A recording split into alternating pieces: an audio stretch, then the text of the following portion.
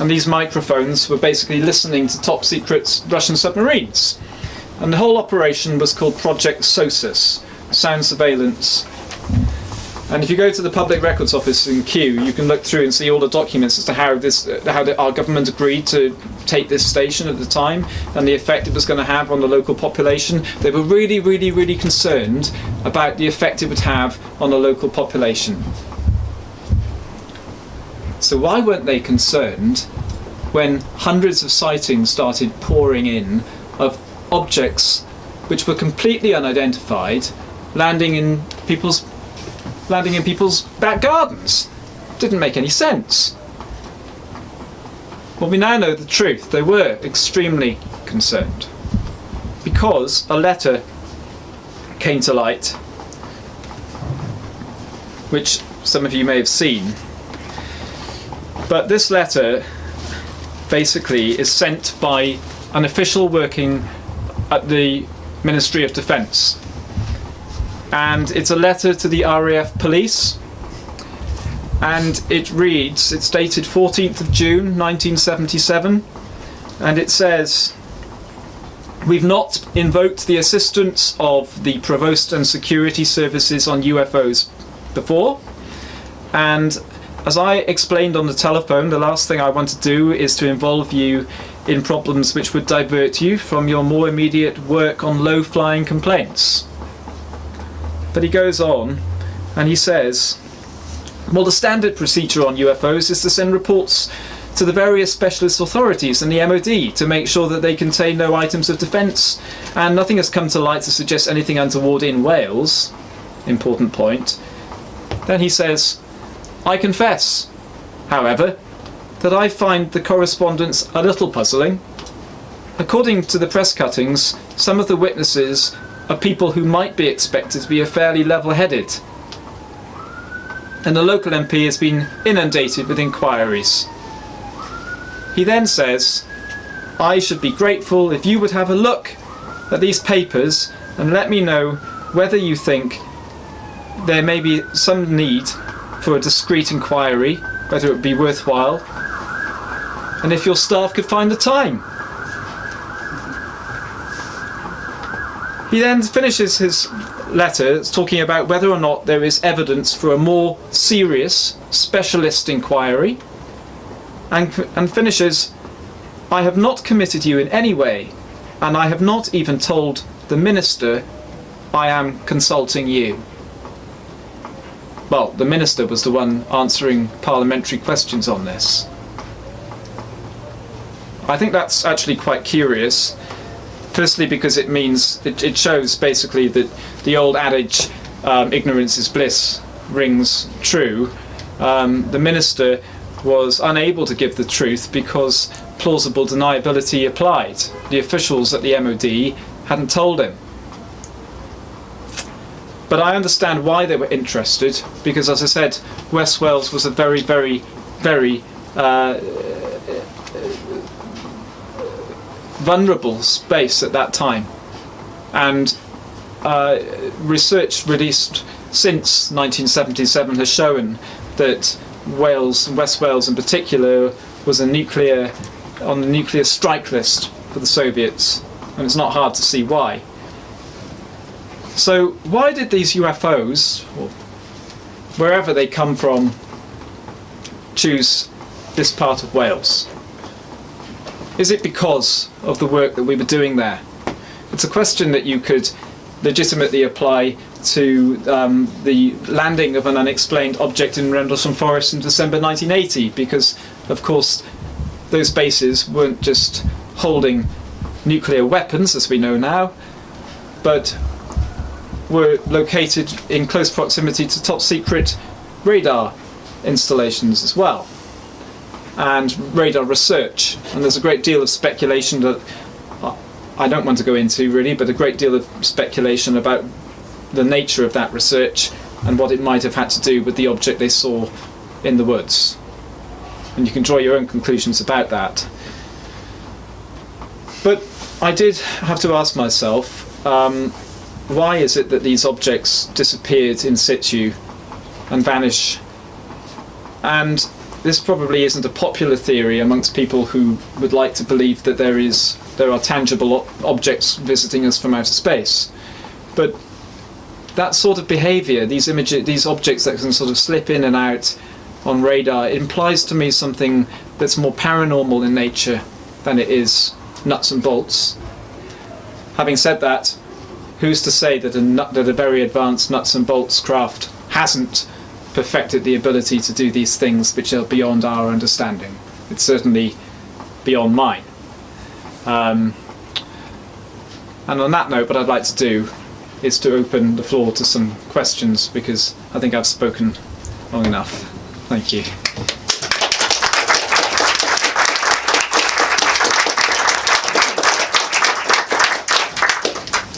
Might get his hand up. Yes. About the same time down in Gower, there were some similar sightings of UFOs.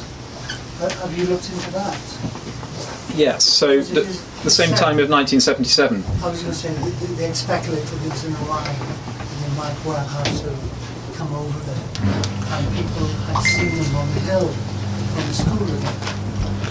Well, I'm aware that there were certainly sightings over Gower, and one of the sightings was the one I referred to earlier about the boys who'd seen something in their field, and whose father was in Bishopston. Another sighting actually occurred to an artist living very, very, very near there, and I'm not referring to Mr. Petts. I'm not referring to him. It was another artist who she lived on North Way, actually, on the road there down to Gower, and she was doing the washing up one afternoon, and she said she became aware of an object flying immediately overhead, and she ran out into the garden and she looked up and she said it was a spherical shaped object, again brushed grey aluminium, and she said the phrase which sticks in my mind, and this is a long time ago but I'm just using the words that she used, she said the underneath of the craft was composed of many shining radiating filaments, were the word she used, radiating filaments,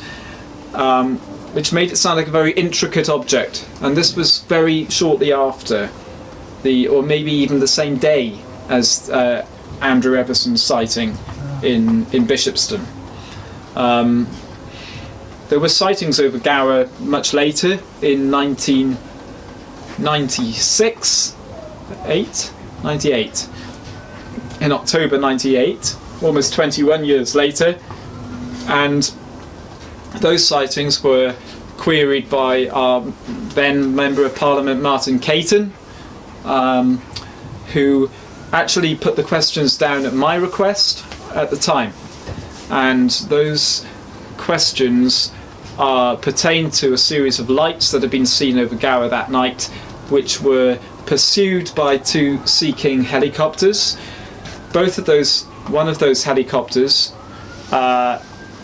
landed at Swansea Airport on the night of the incident, and quite frankly the details of what happened at Swansea Airport like that are like something out of the X-Files. I'll go into what happened in a minute, but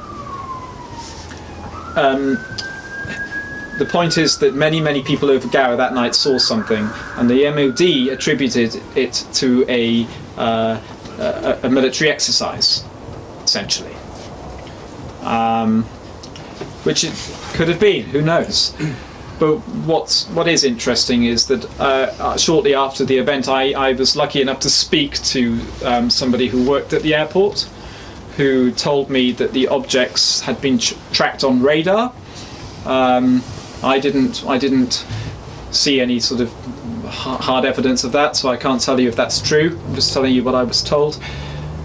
And I was told that the airport that night was visited by a large unmarked car, which was dark and which was parked on the runway without official clearance to be there, and had its headlights switched to full beam, and that one of the helicopters which had been involved in these manoeuvres used that beam to land from the car, to land at the airport that night.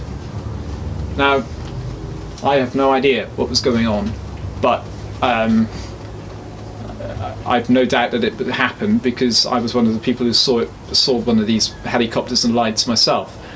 So, but many people did. The Coast Guard saw it, and of course, it was all just a military exercise. But I can tell you, at the time, it felt very different to that. But again, it's one of those events which hasn't been explained. Another question. Governments. Yes. If we believe in what we're told, the French government, the South American government, etc., etc., are very open-minded about UFOs.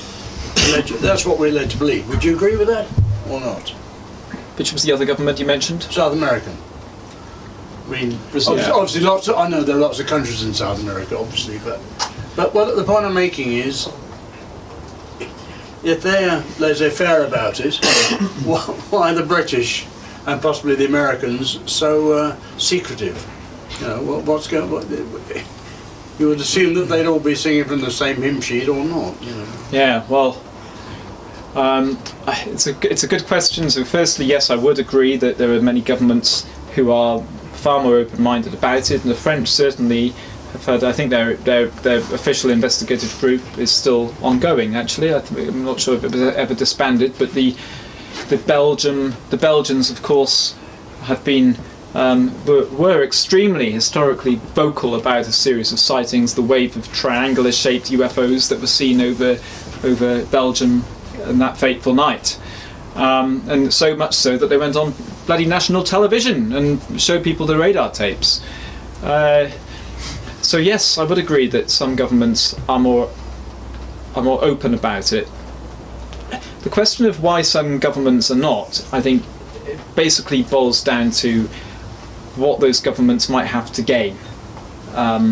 So, and I'm just talking off the top of my head here, but I do believe that it's quite possible that the more developed countries militarily may have more at stake. And I think what I mean by that is there are obviously military learnings that the government and our armed forces can make from this phenomenon. And indeed, that's what Project Condign, and it is really well worth a read if you can go and download it from the MOD's website. Is really well worth a look, because it shows that the government has considered learning from this phenomenon to apply to military applications, and I would suggest that's probably why they're probably more secret about it. I'm certainly not proposing that the government has a crashed flying saucer in a hangar somewhere. No. But I was just interested in your viewpoint. I also think that the MOD has been quite canny in how they've dealt with this. So the term unidentified flying object has basically been dispensed with, and unidentified aerial phenomena is now common parlance in government, well, certainly in the MOD. But the effect of doing that is actually quite convenient, because if somebody decides to place a Freedom of Information Act request asking for information that our government has on UFOs, basically means they can quite legitimately say, because you didn't ask for unidentified aerial phenomena. Right. And how many people in the general public are going to be thinking, oh, I know, unidentified aerial phenomena. It's quite interesting. Hillary Clinton used the term recently in an interview and made the point that that is the phrase that she's aware of. So she's obviously been briefed on the subject by her campaign manager. But it's certainly, it's a clever way of getting around the subject. I'd never heard the term until you mentioned it. Oh, really? No, I'd never heard it. Unidentified aerial phenomena. And the other point worth mentioning is that the way in which the government will investigate reports of this sort of thing is that they will often consult a private contractor who runs our radar systems in the UK. And whereas the government is obliged to give you whatever information you ask for, or at least to consider it, this private contractor isn't. So I do think there is a possibility that the government, although I know people working at the MOD and I know they have indeed closed down their UFO desk, although that's all well and true, it doesn't mean they're not employing an external agency to continue this work. Right. And I wouldn't discount that possibility. Thank you. Okay. Many years ago, you know, when you first started becoming inquisitive, have any strange things happened to you? Because I mean, I know I've had numerous accounts of sleep paralysis, strange electronic sounds in the bedroom. I was no, that was me. It's not the way it comes out. You want to take the batteries out there? I'm just wondering if anything strange has happened since you started all this. I'm certainly aware of a great many people. So John Keel is a researcher. Read his books. It's really, really good example of somebody who's looked at this phenomenon and encountered many strange things. I think the problem with these sorts of experiences, I always say to people, there's nobody who wants to see it more than I do, because I write about it. I love everything about these sorts of subjects. That's why I write about them. I've never seen a ghost. I've certainly never seen up close a landed UFO or a flying saucer. I've seen some unexplained lights, but I would imagine many people have. And what I always say is there's nobody who wants to see it more than me, and I'm not really, in the same way that Pauline Coombs sees this object, or these children see this object. I'm not, but I'm greatly envious of people who have, because I think these experiences, actually, as many as they are very special, and they're special because they're rare. That's why they're special. They're so rare, and I would love to see something, but Danny had his still wait. No, I was just listening, kind of forgotten what the question was. Alright, I got one, will you? Well, yeah. Wait, I got. Okay, first of all, when you say the government, you might have to consider, the actual hierarchy. Like, we're not 100% sure, without doing quite a lot of research, that the government are necessarily at the top of the hierarchy. So I'd propose the possibility that, depending on the level and the area of government, some people might actually not know what's going on themselves. For example, I'm not saying this is necessarily true, but in the US, the CIA has something 30-something levels, and the president can access something like number 17 or whatever. Like, it's the need to know thing. Yeah. Good point. The point is very well made, because it's quite interesting. Tony Blair specifically requested a briefing on the subject of UFOs. So did Winston Churchill. Before he was elected, David Cameron said he would look into it publicly. He said that. I don't know if he ever did. Hillary Clinton has now said that she will. Bill Clinton at the time claims he did, and Clinton's current campaign manager claims that one of his biggest regrets working for Obama is that he wasn't able to open the files, but that he wants to push this through. Now, are these people saying this because they think it's somehow popular with the electorate, because so many people believe? Well, maybe not, because I don't know how many. I know a great many people working in politics. My partner works in politics, and I can guarantee you, if I was to go out to one of their gatherings and start talking about UFOs, I'd probably get a few laughs. So, and indeed, if you look at the David Cameron answer that he gave, he felt obliged to make a joke of the subject at the time, and the question got a great many laughs. So, but to come back to your point about compartmentalised information, yes, in the United States, that's absolutely the case. There are projects that are yes, but I do think that has the UFO phenomenon been used to manipulate people, and has information about the subject been leaked in a way which is designed to influence people? Absolutely it has. And you only have to look at the way in which the US government and the CIA in particular deliberately used the myth of the UFO phenomenon during the Cold War to test fly their military aircraft, because of course when they were flying the U-2 out of the testing facility in Groom Lake, Nevada, they basically had a ready-made explanation in their hands. If anyone decided to see one of these unpainted objects and report it as a flying disc, that's what it was reported as. It's a flying saucer.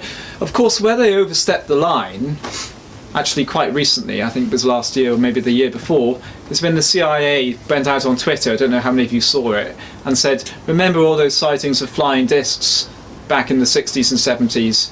Quote, that was us. Well, all of the research that's been done plotting the sightings of flying discs over America from the summer of 1947 right up to the pretty much the 60s, 70s and 80s, all of that work shows that the sightings did not overwhelmingly occur on the flight paths of the U-2 and their other aircraft. So they had an explanation at the time. They're quite willing to use that. And twisting it round, no? And now of course there's nothing in UFOs. It was just that. Exactly, and now they're quite happy because what's happened is those sightings continue to this day. Not just sightings of flying discs, but sightings of triangular aircraft. And of course, everyone who's looked into this subject it may be very tempting for people to say, oh yes, sightings of large triangular aircraft began back in the early 1980s. Well, no, they didn't actually. If you go well back, the sightings of these large triangular aircraft with lights at each corner go way, way, way back. This isn't some sort of new phenomenon. The reason it became very public is because of what happened in Belgium. That's why it became so public and really put it on the map. Of course, I suspect the stealth bomber had something to do with it, but I think it probably had nothing to do with what was the seen here. 1983 case in Swansea, South Wales. Right, so this is What's the triangles there?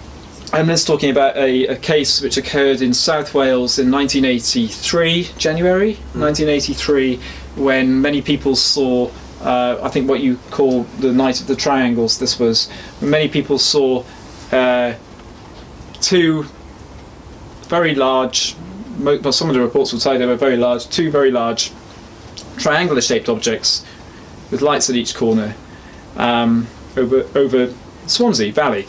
Well, these craft, as many of you will probably know, were also seen in Cardiff, all over the Gower. And what was immensely impressive to me when I first became aware of this, because I was actually doing some research at the library through the Evening Post, and I came across, there's a picture I think many of you will have seen already, of two triangles right next to each other that this lady had sketched in and drawn, and I followed up on that, and I remember somebody wrote to me telling me that they'd been driving along just as you come over the common, on down to Fairwood Common, and they'd seen two very large objects that were sort of pointing towards each other over the road, and she said they were like very high treetop level and they were really, really low, and there was a sort of humming sound coming from them, and they were lit up like a Christmas tree. What the word she used, lit up like a Christmas tree. Now, that's another one we haven't heard of. Oh, see, there we are. I'll go back to my notes, see if we've got 22 witness references now, so I'll say 23 though. 22, 23 people from that night. Yeah. And many of them saw them at the same time in different parts of Swansea. Yeah. So, is that the same busy one? night. Sign in Brighton Road? Yeah.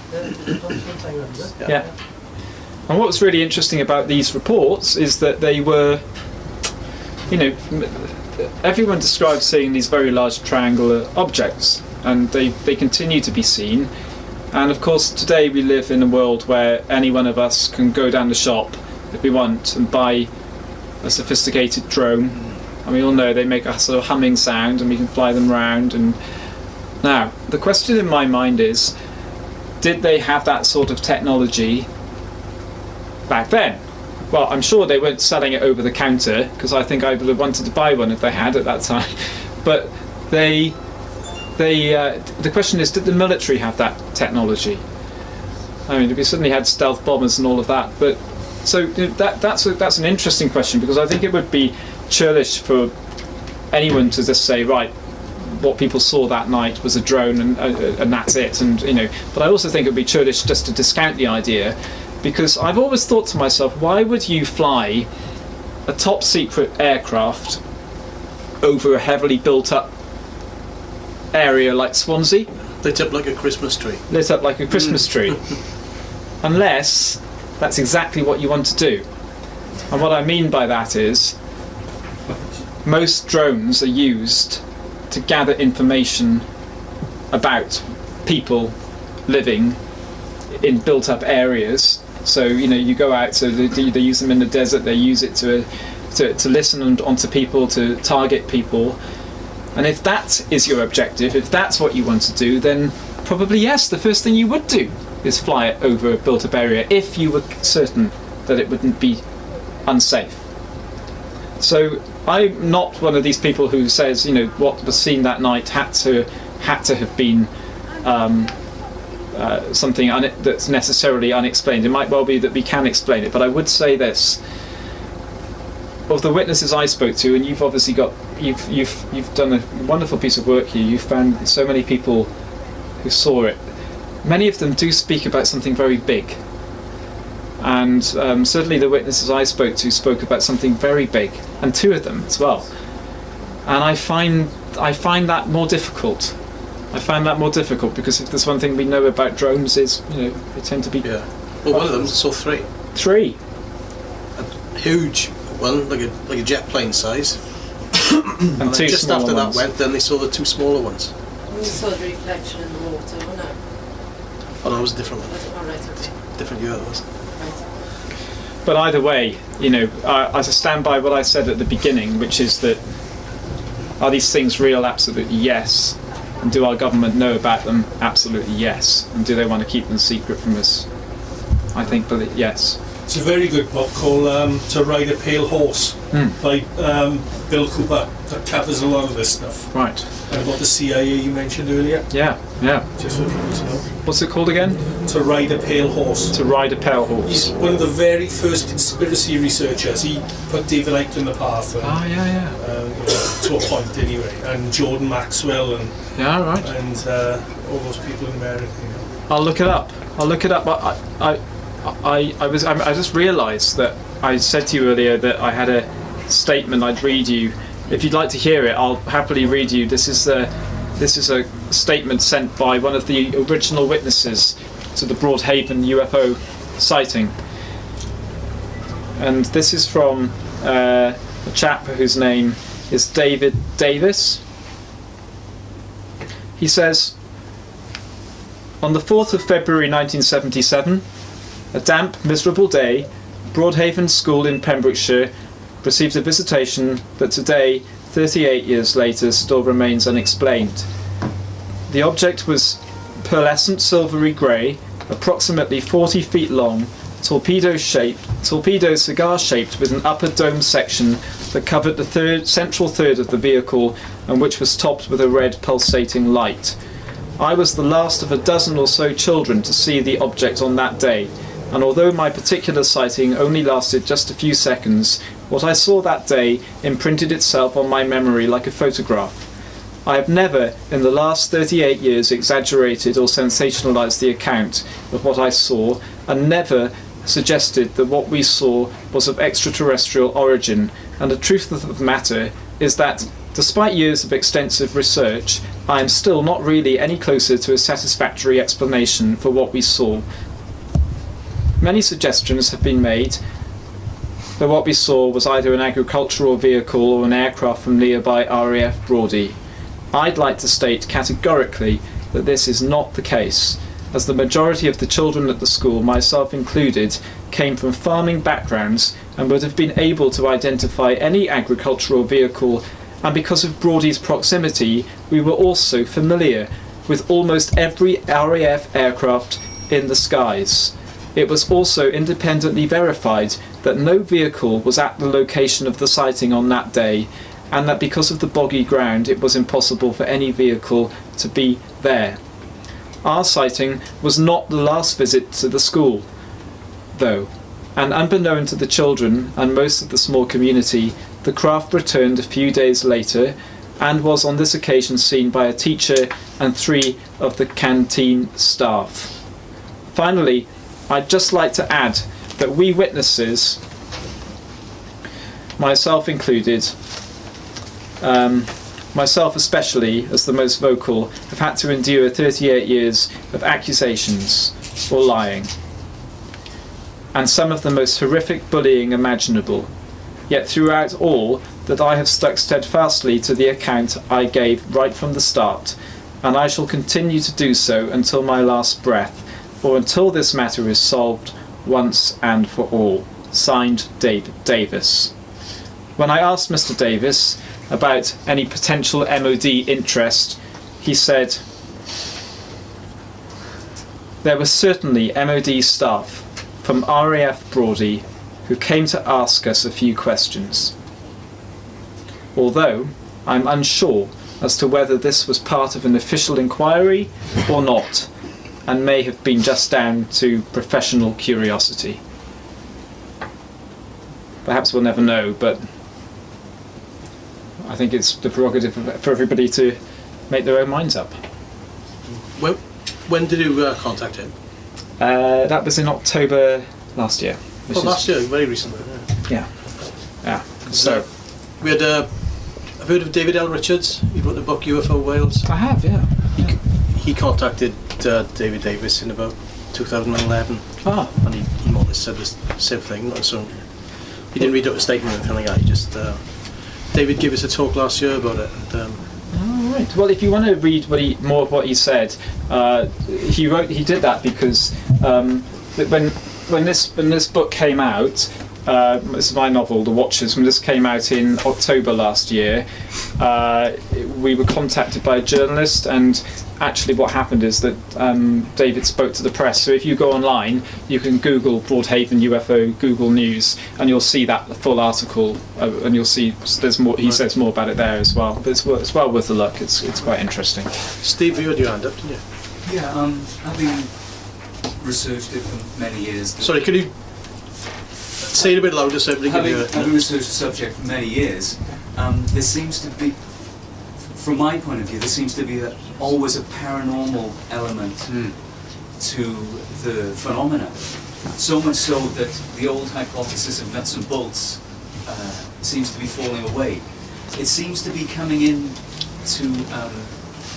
into line with the Nick Bostrom idea of a kind of simulation hypothesis where we're kind of living in a matrix. That's had a lot of traction in the last month or so, with Elon Musk come out and said we're probably living in a matrix. Bearing that in mind, what do you think is going on? What do you think? I know it's a massive question. That's the big question. But what do you think is Did you all hear that? Could you hear that at the back? It's a good question. So what do I think is going on, given the many... And I just add, because I don't think the powers that be, or the powers that think they be, have any idea what's going on. And I think that's why there seems to be a drip feed of disclosure, but I think they won't disclose because they don't know what the hell's going on, really. Okay, it's a good question, and Steve, I think that if you go back through all of the official documents on this, it's really quite clear that there's a huge amount of confusion in government on this, and there's also a huge unwillingness for people to demonstrate an interest, even if they are interested, because they're afraid of ridicule. But I do agree that if you were to, there are two parts to this. So if you accept, as I do, that if many of these sightings have this sort of undercurrent of paranormal phenomena going on, it makes it even more difficult for people to talk about it, because although people can get their heads around the craft from outer space maybe visiting us, the truth of the matter is, if you talk to a witness of a UFO, especially a witness to a close encounter, you'll quickly discover a number of things. You'll quickly discover that person has perhaps seen a ghost in their time or believes they've seen an apparition. You'll quickly discover they have a sensitivity to electricity, that they may have seen globes of light around their home or nearby, that they may have woken in the night to sense a presence in the room, perhaps or perhaps not paralysed or suffering from sleep paralysis, but these things coalesce. And I think it would be churlish of us to discount the possibility that there are simply some people who are capable of seeing things that other people are not capable of seeing. I think that's right. Yeah, Steve and I've we've come to that conclusion as well, because we've interviewed a few people now who say they display they've got a certain amount of psychic ability, and they do sense other things, and they've seen UFOs. It is a common theme, and the other thing I've detected is this association with electricity. So people who are electrically hypersensitive, who tend to be, sometimes, not always, but sometimes living close to electrical pylons or things like that. But there's a connection here that I don't profess to be able to understand or explain. But I do think, and I'll give you an example. There was a case, you may have seen it in your files, but there was, going back to the 1990s, probably the late 1990s, there was a lady that I met who had seen what she described as an object hovering over, this was in Pentrequeith, hovering over the house opposite. And she woke in the night, a bit like the hotelier. Oh yeah. And she saw this, what she described as a Michelin man hovering over the roof, which sounds absolutely absurd, right, on the face of it.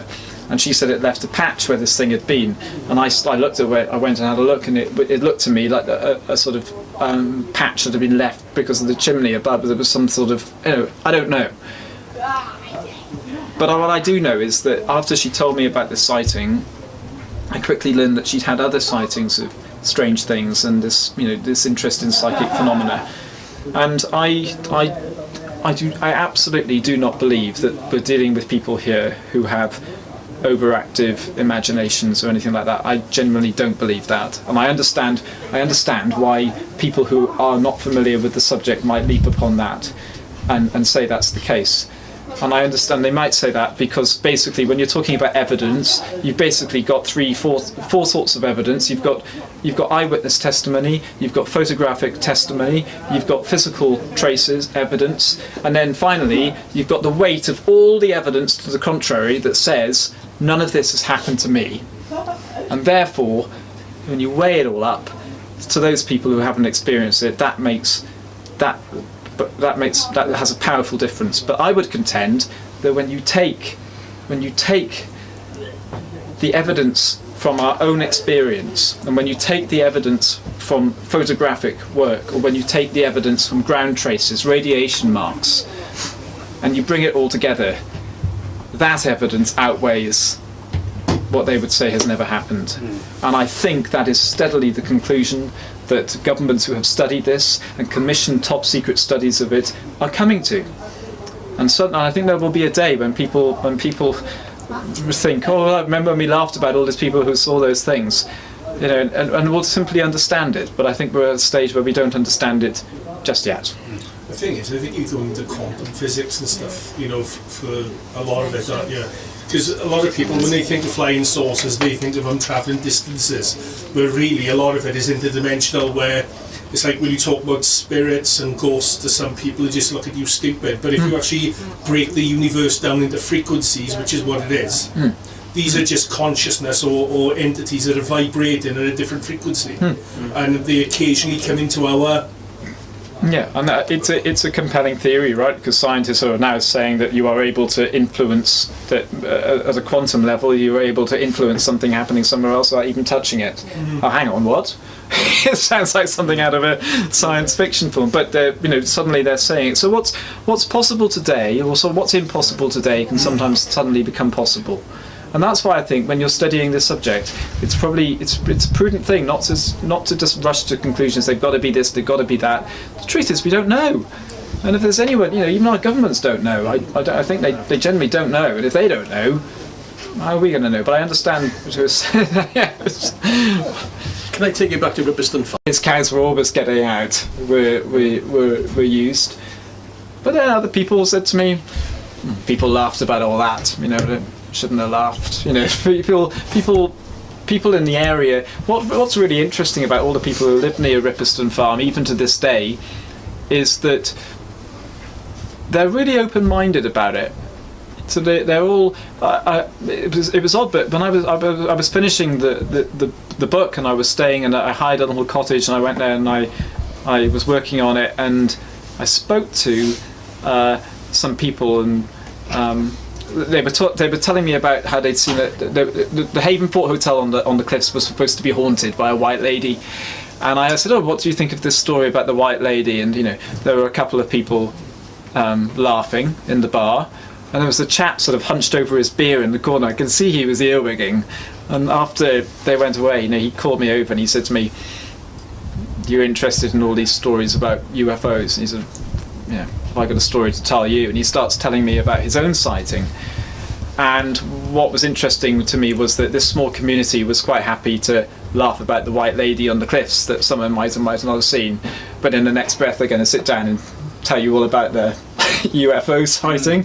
And I think, you know, there were a great many people there who have seen things. I actually bumped into a woman who said to me she just moved there. She was walking her dogs, and she said to me she had absolutely no idea that this place was a UFO hotspot. And I told her this, and her mouth, you should have seen her mouth drop, because she said to me, "You're kidding me." She said, "I saw something a few nights back." She said, "There were these two lights in the sky, and they were dancing around together." She said, "I saw something." She said, "No, I never knew this was a UFO." She said, "I'm going to go and look it up." And this was a woman I met walking her dogs. And I kid you not, and it was down Marine Road near the Broadhaven Primary School where I met this woman. So, yeah, it never ceases to amaze me, Steve. In your research as well, was there anything about the landscape or about the geographical